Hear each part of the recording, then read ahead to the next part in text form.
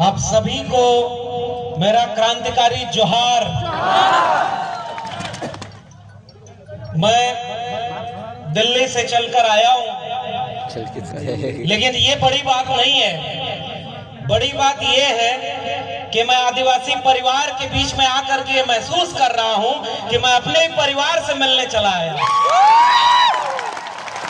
और सच बात ये है कि उस दिल्ली का क्या गुणगान करना जो 150 लोग संविधान को तोड़ने के लिए आंदोलन करें तो पूरे देश में चर्चा होती है, और यहाँ हजारों लोग इस मुल्क के आदिवासी इस संविधान को बचाने के लिए एकजुट हैं। उस दिल्ली को सुनाई नहीं देता है, हम उसे सुनाने के लिए। और मैं सबसे पहले आप सभी लोगों की इस एकता को, आपकी लड़ाई को सलाम करता हूं। और ये लड़ाई तो कोई आज की नहीं है। हम लोगों को तो पढ़ने लिखने का मौका मिला तो हम लोग भी गलत इतिहास पढ़ते थे। जब यहाँ लोग बता रहे थे कि जहां हम खड़े हैं ये बेड़का जगह है और इसे बदल करके कैसे बेड़ेश्वर धाम किया गया है और वहां नए नए मंदिर बन गए हैं। ये गलत कर दिया, हमारे इतिहास पर अपना इतिहास आरोपित कर दिया। और हमारे लोग कह रहे थे कि हम इसे उनके नाम से नहीं बुलाएंगे, हम इन्हें अपने नाम से बुलाएंगे कि ये आज भी इस देश के मूल निवासियों की जमीन बेड़का है और हम अपना इतिहास लिख करके उस इतिहास को गलत साबित करेंगे। और यही काम पूरे देश में हुआ है साथियों। आप तो जागरूक लोग हो, हम आपसे कोई नई बात कहने नहीं आए, हम तो आपसे मिलने आए और मिलकर जा रहे हैं। अभी देखा कई किलोमीटर तक लोग अभी पैदल चले आ रहे हैं, अपने पैसे से आ रहे हैं। ये बस में ट्रक में भरकर लाई गई पैसा देकर भीड़ नहीं है। तो हमारे पास तो ये बात ये मौका है, भंवर जी और तमाम लोगों ने ये मौका दिया कि हम आपसे हिम्मत लेकर जा रहे हैं। और जितनी भी कोशिश हमारी है दिल्ली में खड़े होकर ये बात कहेंगे और लड़ेंगे कि संविधान विरोधी तमाम लोग यह बात आंख खोलकर देख लो कि इस मुल्क के SC, ST, OBC संविधान को मानने वाले अब एकजुट हो गए हैं और तुम्हें देश को बर्बाद नहीं करने देंगे। तो पहली बात यही कि साथियों एकजुट होने का वक्त है।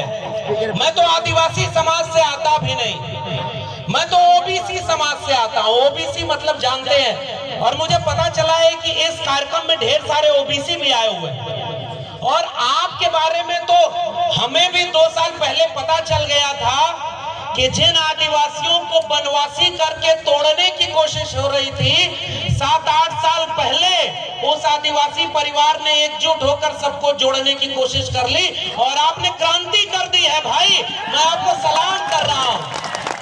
और आपने जो 2 विधायक जिताए उनमें से एक तो हमारे पिछले दिनों दिल्ली गए थे, अपने विद्यार्थियों को, अपने इलाके के छात्रों को एरोप्लेन में लेकर के पूरा दिल्ली घुमाया।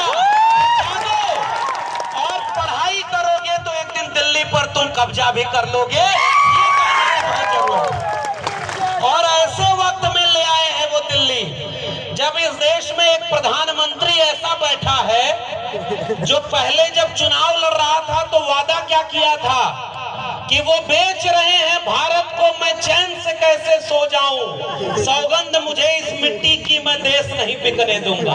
बोला था ना, आप लोग भी सुने थे ना कि देश बेचेगा नहीं, न खाऊंगा और न खाने दूंगा, ये नारा लगाया था ना। अब जब प्रधानमंत्री बन गया तो 8 साल में क्या कर रहा है, पहले रेल बेच दिया, फिर बैंक बेच दिया, फिर LIC बेच दी, फिर BSNL बेच दिया, हमारी जल जंगल जमीन को बेच दिया, हमारी शिक्षा में 13 पॉइंट रोस्टर ले आया था कि हमारे प्रोफेसर भी न बन पाए, और जहां हवाई जहाज वालों को, हवाई चप्पल वालों को हवाई जहाज में चलाएंगे, हवाई जहाज भी बेच दिया। पूरा देश बेचते बेचते अपने दोस्त को दुनिया का दूसरा अमीर आदमी बना दिया और पूरे देश को नीलाम कर दिया है। ऐसे वक्त में हम खड़े हैं तो मैं तो ऐसे क्रांतिकारी लोगों को सलाम कर रहा हूं आपने ऐसा विधायक चुना जो आपके विद्यार्थियों की शिक्षा की चिंता करता है। मैं तो उत्तर प्रदेश का रहने वाला हूं, वहां जो विधायक और सांसद दिल्ली और उत्तर प्रदेश में है वो स्कूल और विद्यालय की चिंता नहीं कर रहे, वो शौचालय और देवालय की चिंता कर रहे हैं, रोज उनको लड़वाते हैं। अब एक बात बताओ, आप इस मुल्क के मूल निवासी कौन? ये हम लोग हैं ना। मैं ओबीसी समाज से आता हूं और एक ही बात, दो बात कहने आया हूं। पहली बात तो शिक्षा की करने आया। मैं दिल्ली विश्वविद्यालय में पढ़ाता हूं और पता है अभी परमानेंट प्रोफेसर नहीं हूं, टेम्परेरी हूं। टेम्परेरी मतलब समझ रहे हैं? वो वाला टेम्परेरी नहीं जिसमें प्रधानमंत्री भी टेम्परेरी होता है, 5 साल बाद उसको चुनाव लड़ना। और वो ऐसे बन गया जैसे लग रहा है पूरा देश उन्हीं का है और देश बेच दो। हम लोगों को अब परमानेंट नहीं किया जा रहा। जानते हैं क्यों? जब तक इस देश के SC, ST और OBC, अभी हमारे पूर्व के विधायक साहब बोल रहे थे ना, जो नीचे था उसको ऊपर करना और ऊपर वाले को। और मुझे पता चला कि बेड़का जहां पर ये कार्यक्रम हो रहा है, देश में बुलडोजर चल रहा है संविधान के ऊपर और लोगों को घरों को गिरा रहा है। बेड़का में कुछ दिन पहले बुलडोजर चल रहा था जमीन बराबर करने का, चल रहा था ना।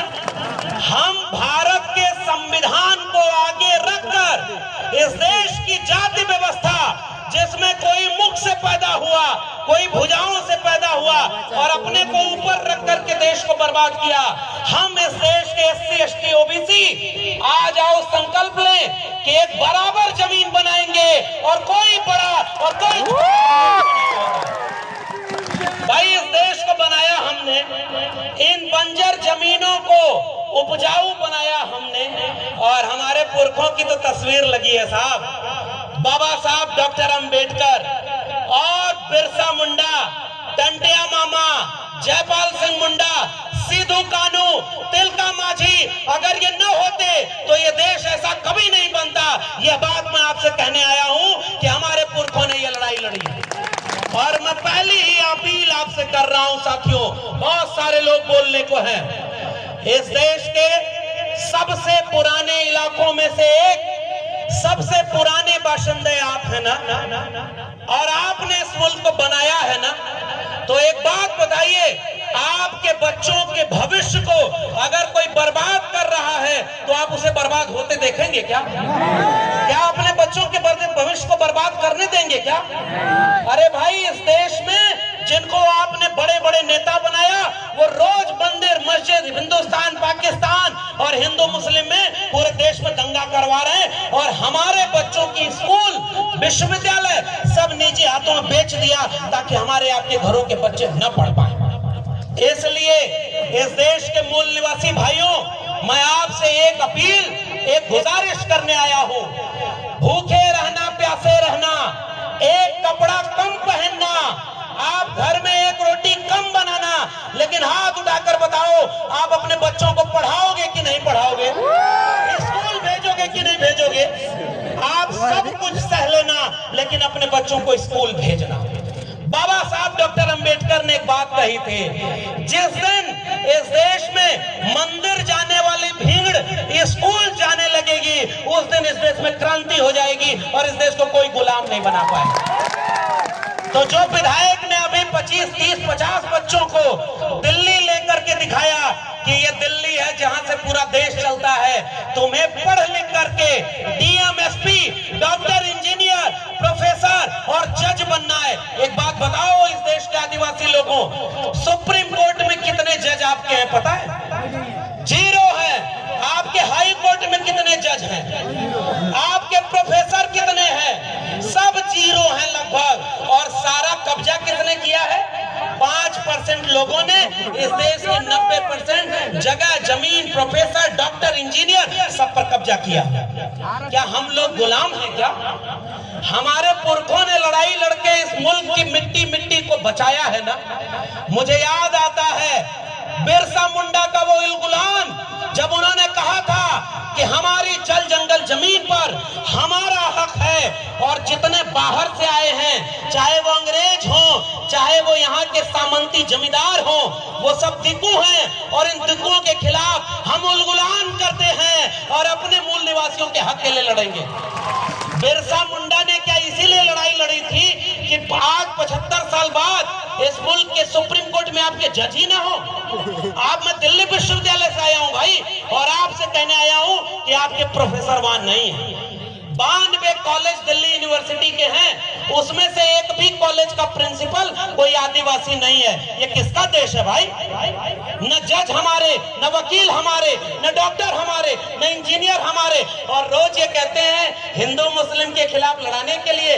अरे हमारे पुरखों को जब मौका मिला, सिद्धू कान्हू तिलका मांझी को, बिरसा मुंडा जयपाल मुंडा को, अंग्रेजों के खिलाफ भी बगावत की थी। आज वो लोग शासन कर रहे हैं जो अंग्रेजों से माफी मांगते थे। पहचाने कि नहीं? अंग्रेजों से माफी मांगते थे ना। अंग्रेजों से जो राजा महाराजाओं का इतिहास पढ़ाया जाता है, और हमारे यहाँ खड़ी गम्मू कहते हैं, मूंछ पर राजस्थान को ताव देते हुए कहते हैं कि राजपूताना शान है। अरे भाई, तुम्हारी तलवार को जंग लग गया था क्या जब इस देश को सब गुलाम बना रहे थे? और आज तुम झूठा इतिहास पढ़ाते हो केवल राजपूताना। रे किस बात का? अगर इस देश के मूल निवासी न होते तो यह भारत हमेशा गुलाम बना रहता। हमने लड़ करके इस मुल्क को आजाद बनाया, और इसलिए मैं आपसे केवल गुजारिश कर रहा हूं, एक तो ये बात मानकर चलो। आप बताओ, आपके सरकारी स्कूल बर्बाद हो गए कि बचे हैं? बर्बाद हो गए कि नहीं? आपके सरकारी स्कूल में मास्टर जितने होने चाहिए उतने हैं क्या? वहां बिल्डिंग है क्या? वहां पानी शौचालय है क्या?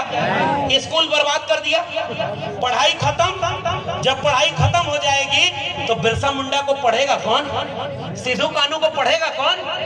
और भारत के संविधान को कौन पढ़ेगा? और जब आपके बच्चे पढ़ेंगे नहीं ना, तो कल को बेड़का धाम को कोई बड़ेश्वर धाम बना देगा और हम आप कुछ नहीं कर पाएंगे। शिक्षा अगर नहीं मिली तो हमारी पीढ़ियां गुलाम पैदा होंगी।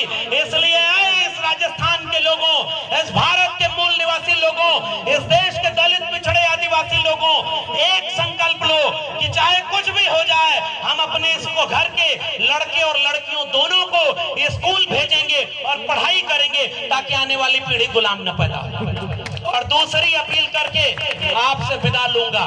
वो दूसरी अपील केवल इतनी है कि एक चीज, डॉक्टर अंबेडकर को हम क्यों मानते हैं? अभी एक गाना बज रहा था, आनंद राय साहब बैठे हुए हैं, हम लोग बहुत पहले इनको सुनते थे कि भाई मध्य प्रदेश में कोई घोटाला हुआ, वहां वो विसल ब्लोअर हैं, जान जोखिम में लेकर के लड़ाई लड़े, और पता चला जो घोटाला करते रहा वो अमीर बनते रहा, देश को बेचते रहा, और हमारे लोगों का हक खत्म हो गया ना। इसलिए दूसरी और आखिरी अपील, हम बाबा साहब को क्यों मानते हैं? क्योंकि उन्होंने भारत का संविधान दिया। बिरसा मुंडा के बाद अगर हम सबसे ज्यादा पढ़ने लिखने वाले, मैं तो ओबीसी समाज से आता हूं, लेकिन मैं तो सीना ठोक के कहता हूं, अगर बिरसा मुंडा और जयपाल सिंह मुंडा न होते, संविधान सभा में जयपाल सिंह मुंडा खड़े होकर न बोले होते कि हम सिंधु घाटी सभ्यता के वारिस हैं, हम इस देश के मूल निवासी हैं और इसकी जल जंगल जमीन पर पहला हक हमारा है, तब ये भारत भारत न बनता। इसलिए जो संविधान बना, बाबा साहब अम्बेडकर, ज्योतिबा फूले और साहू जी महाराज से लेकर के बिरसा मुंडा, जयपाल मुंडा, सबने मिलकर एक ऐसा भारत बनाया, एक ऐसा संविधान बनाया जिससे हम सब बराबर हैं। हम सब बराबर है ना। अब तो कोई मुख से पैदा नहीं होता।